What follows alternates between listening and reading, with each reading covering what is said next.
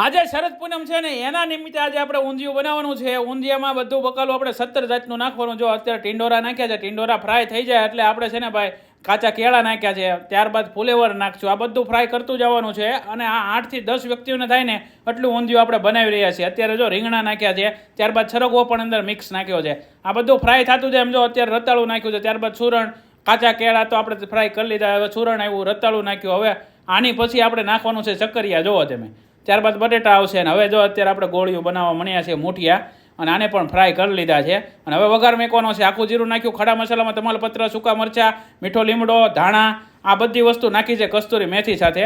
અને હવે મીઠો લીમડો, આદુ, મરચાં અને લીલી તુવેરના દાણા નાખી દીધા છે। ત્યારબાદ વટોણા અને સણા નાખી દીધા છે। અંદર મીઠું નાખી દેવી છે જરૂરિયાત મુજબ। અને ભાઈ અત્યારે આપણે હળદર નાખી રહ્યા છીએ। ત્યારબાદ કશ્મીરી મરચો 3 ચમચી જેટલો આપણે નાખી દીધો છે।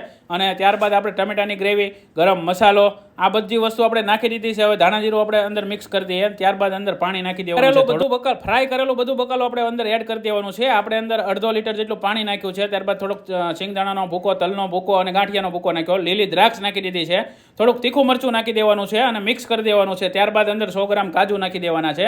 અને ભાઈ હવે આપણે મુઠિયા તળ્યા છે, ભરેલા મરચા તળ્યા છે, બધું મિક્સ કરી દેવાનું। આપણું ઊંધિયું તૈયાર થઈ ગયું છે। અંદર આપણે ગળ પણ થોડુંક નાખ્યું હતું અને આપણી ડીશ તૈયાર છે। ભાઈ ગરમમાં ગરમ પૂરી સાથે ઊંધિયું ખાવાની મજા જ કંઈક અલગ હોય છે, અને તમે પણ બનાવો।